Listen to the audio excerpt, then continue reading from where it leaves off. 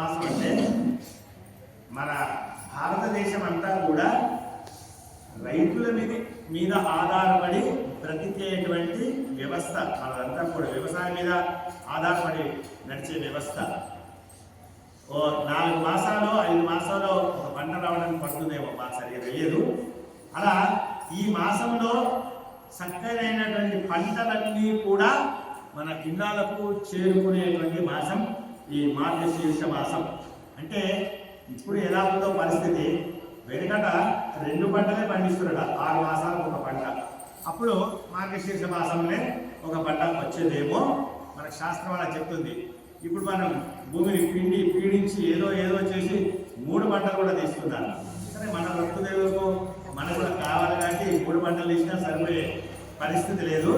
అలా అందరికీ జీవనోపాధమైనటువంటి ఆహార ధాన్యాలు ఇంటికి వచ్చేటువంటి రోజు, మంచి సుగంధ పరిమళమైనటువంటి పుష్పాలు పుష్పించేటువంటి మాసం ఈ మార్గశీర్ష మాసం.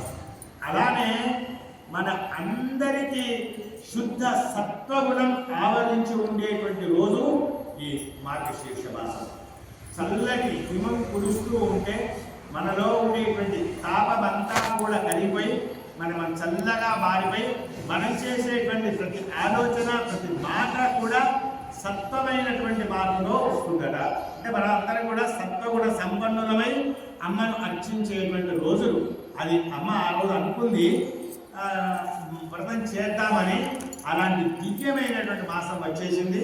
మాసంలో మన అమ్మ వ్రతాన్ని ప్రారంభం చేస్తూ మాసాన్ని ముందుగా పొగుడుతుంది. ఏదైనా ఒక కార్యం చేయాలి అంటే ఆ కార్యానికి సంబంధించినటువంటి మాసాన్ని, ఋతువును, తిథిని, పక్షాన్ని, సంవత్సరాన్ని మనం ఎలాగైతే సంకల్పంలో చెప్పుకుంటామో అలానే ఇలాంటి వాటికి కూడా మంచి మాసం కాబట్టి ఆ మాసాన్ని పొగుడుతూ వ్రతం ప్రారంభం చేయాలి అనుకుంది అమ్మ. అందుకే తిరుప్పావైలో మొదటి పాశనం ఏం పాశనం అది? మారిహసి తింగల్ మది నిరైంద్ర నన్నాళాల్ నీరాడ పోదువీర్ పోదిమినో నీరు నెయ్యీర్. స్వామి, మీకు వ్రతం చేద్దాం అనుకున్నాం. ఈ మార్గశీర్ష మాసం అనేటువంటి మాసం నీకు చెందినటువంటి మాసం కాబట్టి మా అదృష్టమేమో అలా కలిసి వచ్చింది. మాసమా, ముందుగా నీకు నమస్కారం అంటూ మన అమ్మ ఈ వ్రతాన్ని ప్రారంభం చేసింది. 2 రోజుల క్రితం మా సుమలత గారు మాకు ఫోన్ చేశారు. స్వామి, మేము ప్రతి ఆలయంలో అమ్మకు సారి సమర్పిస్తూ ఉన్నాం, మరి మన ఆలయంలో కూడా సమర్పించాలి అనేటువంటి ఒక కోరిక మాకుంది, మీరు అనుమతిస్తే అంది. అయ్యో, అనుమతించకపోవడం ఏంటండి? అమ్మకు సారే అంటే మనందరికీ కూడా సౌభాగ్యాన్ని ఇచ్చేటువంటి పండగ ఈ సారె పంచడం, సారె పోయడము. అంటే మన ఆడపిల్లలకు కూడా మనం సారె పోస్తున్నాం కదా ఇళ్ళలో. ఎందుకు పోస్తామండి సారె? వాళ్ళ ఇళ్ళలో చేసుకోలేదా? అమ్మాయిని పంపించిన తర్వాత మనం పంపించిన సారే కావాలా? మనం అమ్మాయిని ఇచ్చేప్పుడు మనకంటే కాస్త స్థాయి ఎక్కువ వాళ్ళని చూసే కదా మనం అమ్మాయిని ఇస్తున్నాం. అయినా మనం సారె పోసి పంపిస్తున్నాం. ఎందుకు? వెళ్ళేటువంటి అమ్మాయి సౌభాగ్యంగా ఉండాలి. ఏ వంశానికైతే అమ్మాయి వెళుతుందో ఆ వంశం అంతా కూడా క్షేమంగా ఉండాలి అనే ఒకటి నియమం మనకు పెద్దలు పెట్టాలి. ఏ తల్లిగారింటి నుండి అయితే అమ్మాయికి పసుపు, కుంకుమ, పుష్పాలు, గాజులు వెళతాయో ఆ అమ్మాయికి శుభం కలుగుతుంది అని చెప్పి మనకు శాస్త్రం చెప్తుంది. దానికి మనవాళ్ళు సారే అని ఒక పేరు పెట్టారు. సరే, మనం ఇలా పుష్పాలు, పండ్లు పెట్టి కాకుండా కూడా వివిధ పదార్థాలు కూడా చేసి ఇస్తూ ఉంటారు. మనం చేసినటువంటి పదార్థాలు అమ్మకు నివేదించకూడదు కాబట్టి మేము సుమలత గారికి చెప్పాం.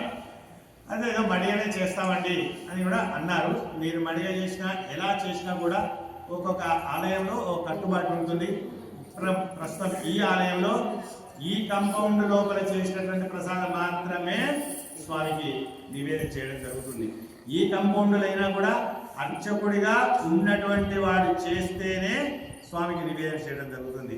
ఒకవేళ కన్నయ్య గారి భార్య వచ్చి నేను ప్రసాదం చేసి పెడతాను కూడా నో చాయిస్, ఆ చాయిస్ కూడా లేదు. అంటే మీకు విషయం తెలియాలని చెప్తున్నా. మనం అంత దూరం నుండి తీసుకువస్తారంటే అయ్యగారు వద్దన్నారు అనేటువంటి ఒక చింత మీలో ఉండకూడదు. ఆ చింతను తీసుకోవాలి అనేటువంటి ఉద్దేశంతో చెప్తున్నాం. మీ అందరికీ కూడా అమ్మ మంచి సౌభాగ్యాలు ఇవ్వాలి అని చెప్పి మేము భగవంతుణ్ణి ప్రార్థన చేస్తున్నాం. ఒకసారి కింది పోయి ఎవరు నాయగారిని రమ్మన్నారు పోతారు అందరి మొహాల్లోకి